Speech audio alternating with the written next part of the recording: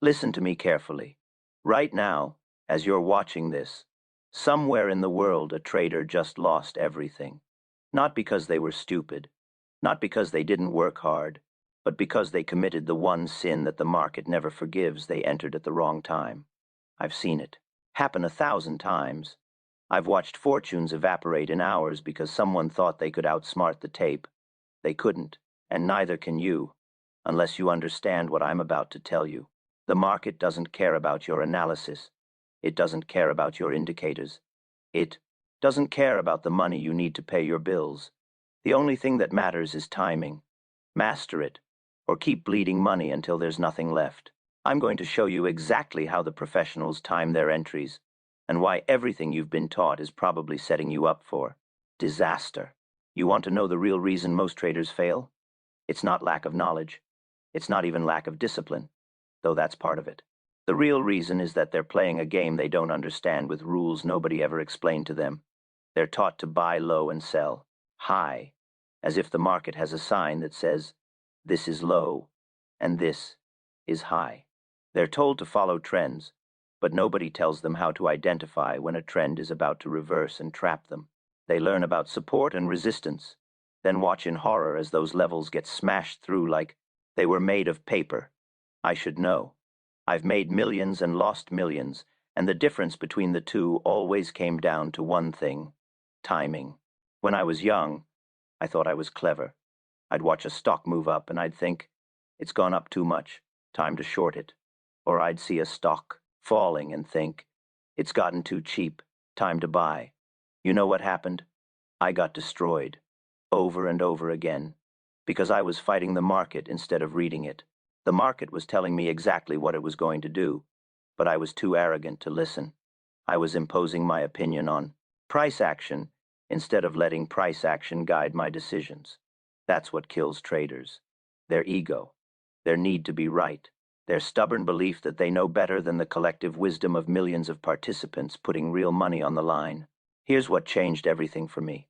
I stopped trying to predict where the market should go and started observing where it was actually going. I stopped fighting obvious moves because they seemed too extended and started riding them.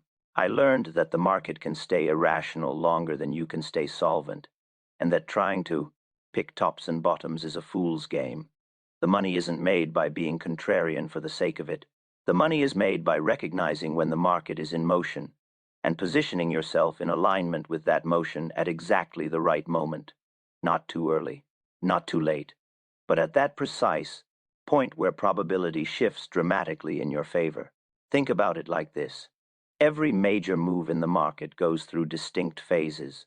First, there's accumulation or distribution, where the smart money is quietly positioning itself while most people aren't paying attention. Then there's the markup or markdown phase, where price starts to move in a clear direction. This is followed by the public participation phase, where everyone notices the move and jumps in. Finally, there's the climactic phase, where the move exhausts itself and reverses.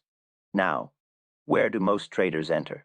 They enter during the public participation phase, or worse, during the climactic phase, right before the reversal. They're buying tops and selling bottoms because they're reacting to what's already obvious instead of positioning themselves ahead of the obvious. The professionals do the opposite. They're accumulating when nobody's watching. They're building positions during those boring sideways markets that put everyone else to sleep. They're entering when the technical setup is perfect, but before the move has attracted attention. Then, when everyone else is piling in late, they're already sitting on substantial profits and preparing to exit. This isn't insider trading. This isn't manipulation. This is simply understanding market psychology and timing your entries to align with where institutional money is flowing rather than where retail traders are rushing. Let me tell you about a dollar trade that taught me this lesson in the most painful way possible. It was cotton. I'd done my research, and I was convinced cotton was going higher. I was right about the direction, dead right, but I was wrong about the timing. And in trading, being right at the wrong time is the same as being wrong. I entered too early. The market wasn't ready to move yet. For weeks, my position just sat there, bleeding me through small losses and opportunity cost. I watched other opportunities pass by because my capital was tied up in a position that was going nowhere. Finally, I couldn't take it anymore and closed the position for a loss. And you know what happened next? Cotton exploded higher, exactly as I'd predicted. The move was there. The opportunity was real, but my timing was off. And that made all the difference between a massive win and a frustrating loss. That experience taught me something crucial. The market doesn't reward you for being right in theory. It only rewards you for being right in practice, at the right time, with the right position size. You can have the best analysis in the world, but if you enter before the market is ready to move, you'll either get stopped out for a loss or watch your capital sit dead while better opportunities pass you by. Timing isn't just important, it's everything. It's the difference between consistent profits and constant frustration. It's the difference between growing your account and watching it slowly bleed away, through death by 1,000 cuts. So, how do you develop this timing? How do you learn to enter at the point of maximum probability and minimum risk? It starts with understanding that price action tells you everything you need to know, not your indicators, not your oscillators, not your complex algorithms. Price. Pure, simple price movement. When I look at a chart, I'm not looking at what I think should happen. I'm looking at what is happening right now. I'm observing how price is behaving at key levels. Is it respecting support and resistance? Or is it slicing through them? Is volume confirming the move? Or is price moving on thin air? Are we seeing climactic volume that suggests exhaustion, or steady accumulation that suggests smart money positioning? The best entry points share common characteristics. They occur at moments of transition, when the market shifts from one state to another. Think about it. When does a stock that's been in a downtrend finally bottom? It doesn't just turn on a dime out of nowhere. First, you see the downward momentum begin to slow. The selling waves become less severe. Then you see a test of the lows where price holds, creating a double, bottom, or some other reversal pattern. Volume often spikes on this test as sellers exhaust themselves. Then, and only then, do you see the first signs of buying pressure. Price starts to hold above short-term moving averages. It starts to make higher lows. The character of the market changes from sellers in control to buyers stepping in. That transition point, that shift in character, that's where the professional enters. Not at the bottom, not after the move is obvious, but right at that inflection point where probability shifts. The same principle applies to breakouts. Most traders chase breakouts after they've already happened. They see a stock breaking above resistance with a big green candle, and they jump in, eager to catch the move. You know what happens next? The stock reverses, and they're caught in a bull trap. Why? Because they entered after the move, not before it. The correct way to play breakouts is to position yourself before the breakout occurs, when price is consolidating just below resistance, building energy like a coiled spring. You watch for volume to dry up, indicating that sellers are exhausted. You watch for price to hold higher and higher lows within, the consolidation, indicating accumulation. Then, when you see those first signs of buying pressure beginning to expand, that's when you enter, before the breakout, not after it. Your risk is clearly defined. If price breaks back into the consolidation, you're wrong and you exit. But if you're right, you catch the entire move from the beginning, not just the exhausted end of it. This is what separates professionals from amateurs. Amateurs react to what's already happened. Professionals anticipate what's about to happen based on how price is setting up. Amateurs chase momentum after it's obvious. Professionals position themselves ahead of momentum, then let the crowd chase the move and provide their exit liquidity. Amateurs enter based on hope and excitement. Professionals enter based on calculated probability and clear risk management. The difference in results is staggering. One group slowly loses money through poor entries and bad timing. The other group consistently profits by entering at points where risk is minimal and potential reward is substantial. Now, I know what you're thinking. This all sounds great in theory, but how do you actually identify these perfect entry points in real time? How do you know when the market is truly shifting versus when it's just a false move that will reverse and trap you? That's the million-dollar question, isn't it? And the answer is experience combined with systematic observation. You need to develop a sense for market rhythm, for the ebb and flow of price action.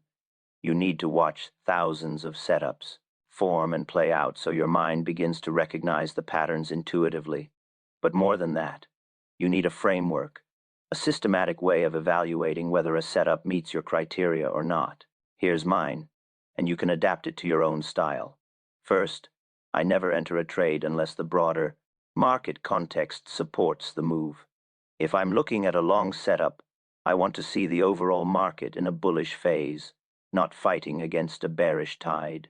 Going against the market trend can work, but it dramatically reduces your probability of success. So why fight with one hand tied behind your back? Second, I want to see clear evidence of accumulation or distribution at key levels. This shows up in volume patterns, in how price behaves at support or resistance, in the character of the candlesticks or bars. Third, I want a clear catalyst or technical trigger that will likely attract other buyers or sellers. This could be a breakout above a key level, a successful test of support, a moving average cross, or any number of technical triggers that tend to attract attention and create momentum. Fourth, I want clear risk definition. I need to know exactly where I'm wrong, and that level needs to be close enough that my risk is acceptable relative to my potential reward. If I can't define a clear stop-loss level that makes sense, I don't take the trade, period. When all four of these factors align, that's when I strike, not before. I don't take trades because I'm bored or because I feel like I should be doing something. I wait patiently for these high-probability setups where all the factors line up in my favor. This means I'm not always in the market. In fact, I'm out of the market more than I'm in it. I'm watching, observing, waiting for that perfect pitch. And when it comes, I swing hard. This is how you compound wealth in the markets, not by trading constantly, not by staying busy, but by waiting for those moments where the odds are stacked heavily in your favor, then committing capital with conviction. Most traders do the opposite. They take marginal setups, constantly because they can't stand being on the sidelines. Then they wonder why their results are mediocre at best. Let me give you a modern example that illustrates these principles perfectly. Think about how the big tech stocks moved during the various bull and bear markets of the past decade. Time and time again, you'd see the same pattern play out.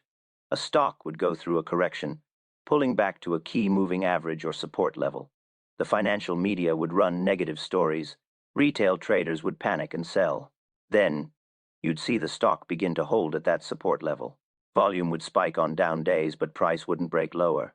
Then, suddenly, you'd see a reversal day with strong volume and price closing near the highs. That was your signal.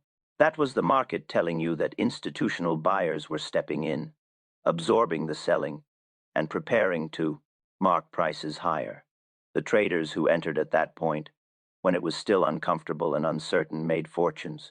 The traders who waited for confirmation, who wanted to see several days of strong upside before they believed the move was real, entered late and often got caught in the first pullback.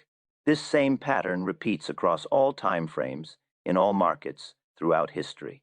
Human psychology doesn't change. Fear and greed don't change.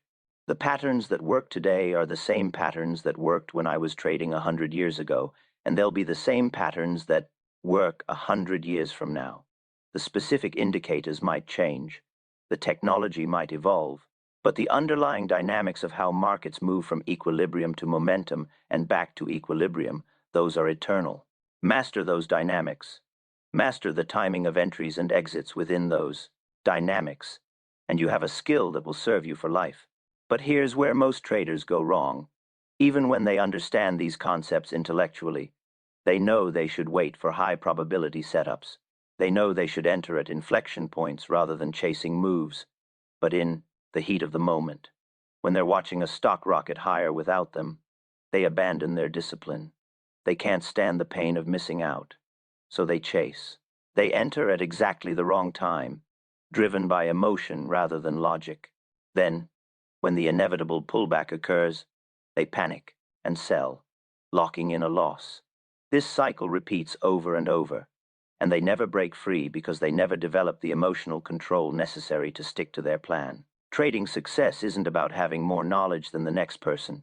By now, the basics of technical analysis are available to anyone with an internet connection. The information isn't secret. The patterns aren't hidden. What separates winners from losers is emotional discipline, the ability to follow your rules even when every fiber of your being wants to break them, the ability to sit on your hands when there's no good setup, even though you're bored and eager to trade, the ability to take your profits when your plan says to exit, even though the position might go further in your favor, the ability to cut your losses quickly when you're wrong, even though admitting defeat is psychologically painful. These are the skills that matter. These are the skills that determine whether you survive and thrive or blow up your account and quit. And here's the thing nobody tells you. Developing these skills takes time. It takes screen time, watching markets day after day, month after month until the patterns become second nature. It takes real money on the line, because paper trading doesn't create the emotional pressure that reveals your psychological weaknesses. It takes losses, painful losses, that teach you what not to do. Every successful trader has blown up at least one account. Every successful trader has made every mistake in the book. The difference is that they learned from those mistakes instead of repeating them endlessly. They developed the mental database of what works and what doesn't through painful experience, and they used that knowledge to refine their approach until it became consistently profitable.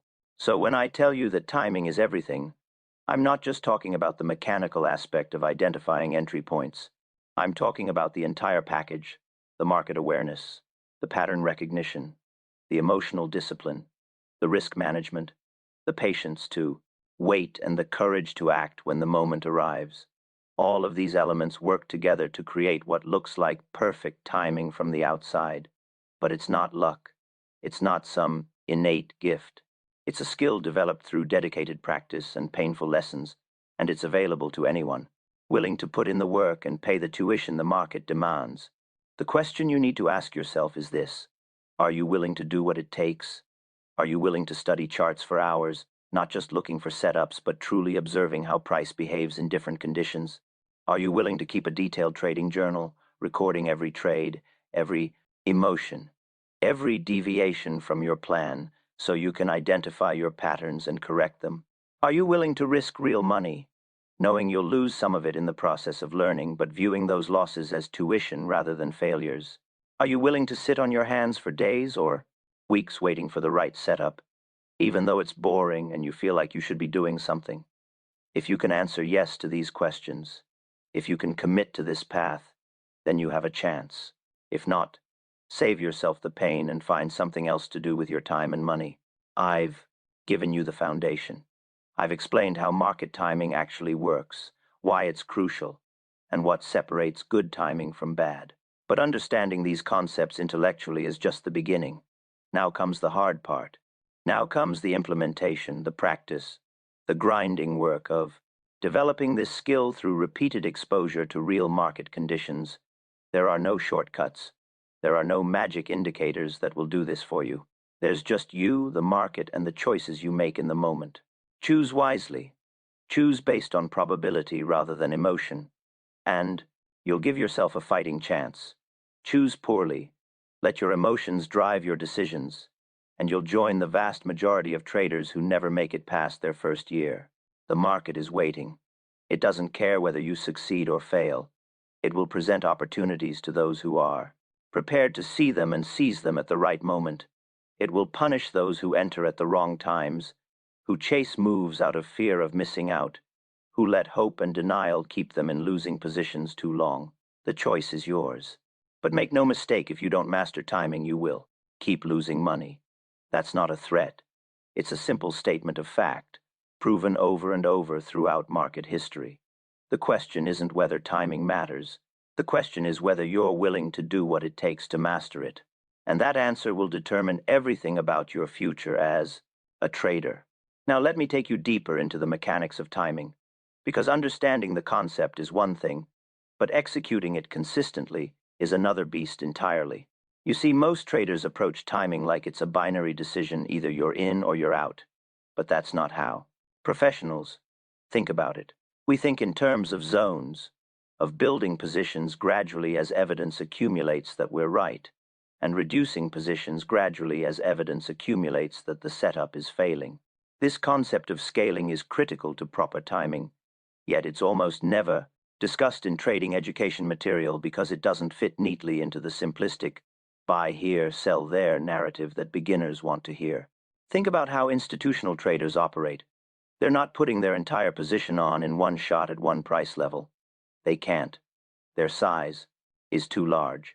If they tried to buy 10 million shares at the market, they'd move the price against themselves before they filled half the order. So what do? They accumulate gradually. They build a position over hours, days, or even weeks, buying dips, absorbing supply, never showing their full hand to the market. Then, when they're fully positioned and ready for the markup phase, they step aside and let momentum traders chase the move higher, providing liquidity for their eventual exit. This is the game within the game, and if you don't understand it, you're playing checkers while everyone else is playing chess. As a retail trader, you have advantages that institutions don't have. You can move in and out of positions instantly. You can change your mind and be completely flat within seconds. You don't have to worry about moving the market with your orders. But most retail traders squander these advantages by acting like day traders on cocaine, jumping in and out of positions on a whim, never giving good setups time to develop, never building positions strategically. They treat trading like a video game where the goal is to make as many trades as possible, when in reality, the goal is to make as much money as possible, which usually means making fewer, better trades. Here's how I think about scaling into positions. When I identify a high probability setup that meets all my criteria, I don't immediately put my full position size on. I start with a pilot position, maybe 1/3 to 1/2 of my intended full size. This is my test. I'm dipping my toe in the water to see how price responds. If I'm right, and price immediately starts moving in my favor, I'll add to the position on the first pullback, increasing my size as my confidence grows and my size. Initial entry becomes profitable, giving me a cushion. If I'm wrong and price goes against me, I'm only risking a fraction of what I would have risked if I'd gone all in immediately. This approach does two critical things. It reduces my risk on trades that don't work out, and it improves my average entry price on trades that do work out. Over hundreds of trades, this single technique can be the difference between marginal profitability and substantial returns. The key to making this work is having clearly defined levels where you'll add to your position and clearly defined levels where you'll abandon the setup entirely. You can't just wing it. You need a plan before you enter, and you need the discipline to follow that plan regardless of how you feel in the moment. Let's say you're looking at a breakout setup. Your initial entry might be on the first test of the breakout level with strong volume, while price is still within the consolidation. Your add point might be on a successful retest of the breakout level as new support. Your stop loss is below the consolidation, meaning if price breaks back into the range, you're wrong and you exit the entire position. Your profit target might be the measured move from the consolidation or a key resistance level above. Having this plan written down before you enter means you don't have to make emotional decisions in real time. You just execute the plan mechanically. This brings up another crucial aspect of timing that nobody talks about: the timing of your exits. Everyone obsesses over entries because that's the exciting part. But the truth is that your exit determines your profit or loss, not your entry. You can enter at a mediocre price and still make money if you exit well. You can enter at a perfect price and still lose money if you exit poorly. Yet most traders spend 90% of their time thinking about entries and 10% thinking about exits, when it should be closer to 50-50, or even weighted toward exits. There are 3 types of exits you need to plan for before you enter any trade. First, your stop-loss exit where you're wrong and need to cut the position to prevent further damage. Second, your profit target exit where you've achieved your objective and it makes sense to take the money and move on. Third, your trailing stop exit where the trade is working beyond your initial expectations, and you want to let profits run while protecting gains. Most traders only think about the first one, And even then, they often move their stops or remove them entirely when price approaches, turning what should be small losses into disasters. Your stop-loss placement is actually a timing decision, not just a risk management decision. Where you place your stop tells you something important about your entry timing. If you have to place your stop very far from your entry to avoid normal market noise, that's a red flag that you're entering at a suboptimal time. The best entries allow for tight stops because you're entering at an inflection point where price should immediately start moving in your favor if you're right. If you need a wide stop, you're probably entering in the middle of a move rather than at the beginning of one, and that's a timing error. I learned this lesson the hard way, watching small losses turn into big losses because I entered at wrong times with wide stops, hoping the market would eventually come back my way. Hope is not a strategy. Tight stops at logical levels are a sign that your timing is good. Profit targets are trickier because you never know how far a move will go. A move that looks extended and ready to reverse can keep going for days or weeks. A move that looks like it's just getting started can stall and reverse without warning. This is where most traders torture themselves, exiting too early and watching profits evaporate, or holding too long and watching profits turn into losses. The solution is to have a systematic approach. I typically take partial profits at my initial target, maybe half my position, then trail a stop on the remainder to let it run if the move continues. This way, I'm guaranteed to capture some profit if I'm right, but I'm also positioned to capture extraordinary profits if I'm really right. It's a compromise, but it's a compromise that works over many trades. The trailing stop is your friend if you use it correctly. It allows you to stay in winning trades while protecting accumulated profits. But you can't trail too tightly, or you'll get shaken out on normal volatility. You can't trail too loosely, or you'll give back too much when the trade finally reverses. I typically trail based on market structure, supporting my stop to below recent swing lows on an uptrend, or below major moving averages that have been respected throughout the move. The exact technique matters less than having a technique and following it consistently.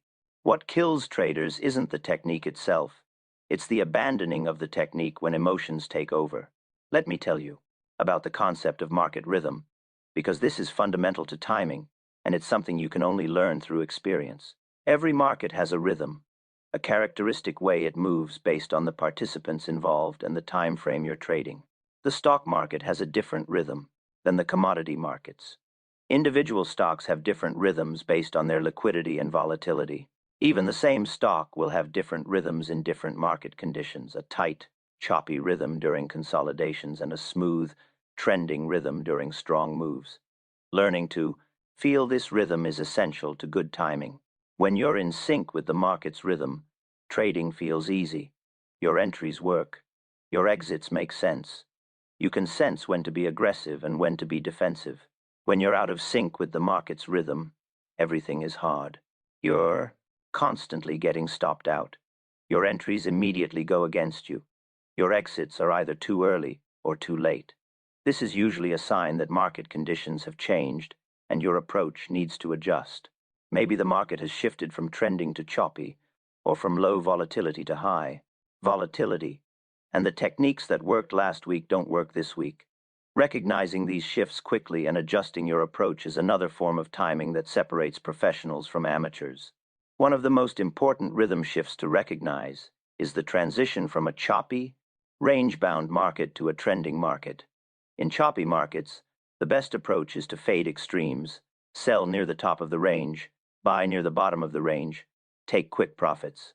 But if you continue this approach when the market breaks into a trend, you'll get destroyed. You'll be shorting the top of the range just as it breaks higher, or buying the bottom of the range just as it breaks lower. You need to recognize the breakout quickly, admit you're on the wrong side, flip your position, and ride the trend until it shows signs of exhaustion. This takes mental flexibility that most traders don't have. They get locked into one view of the market and can't adjust when conditions change. The opposite transition is equally important, recognizing when a trending market is shifting into a choppy, range-bound market.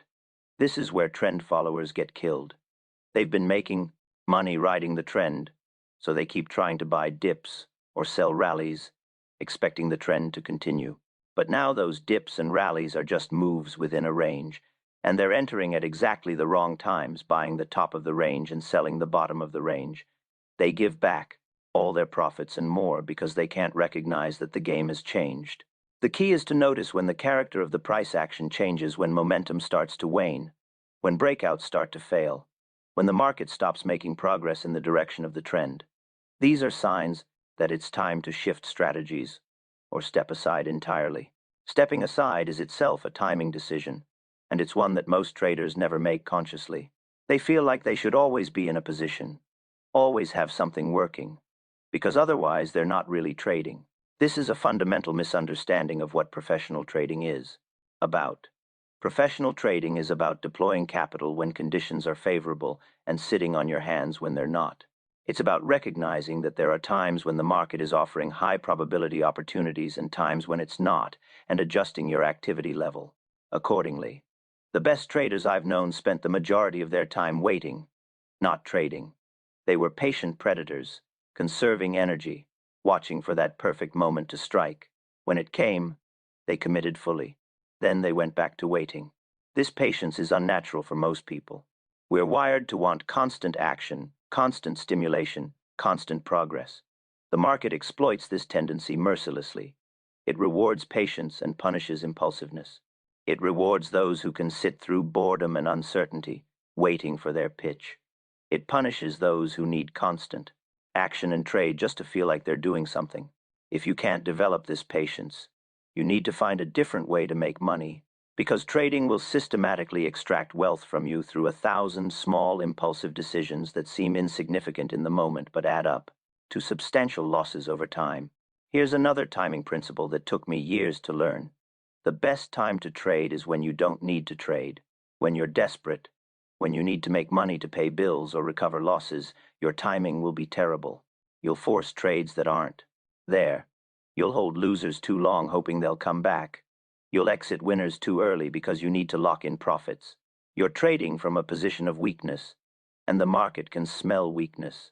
Conversely, when you're patient, when you have capital available but feel no pressure to deploy it, your timing improves dramatically. You can wait for the perfect setup. You can let profits run.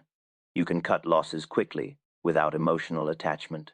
You're trading from a position of strength, and that strength translates into better decisions and better results.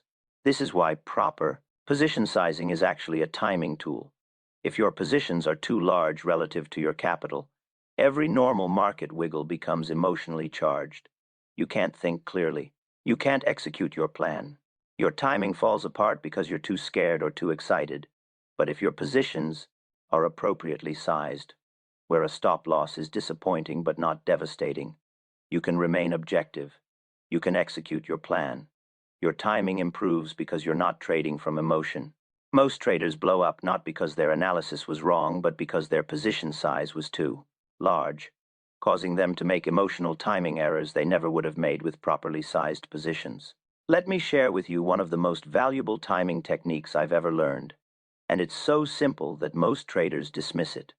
Before you enter any trade, ask yourself, can I afford to be wrong? Not financially, we've already covered position sizing. I mean mentally and emotionally. If this trade goes against you, will you be able to cut the loss cleanly and move on? Or will you be so attached to being right that you'll hold and hope and eventually turn a small loss into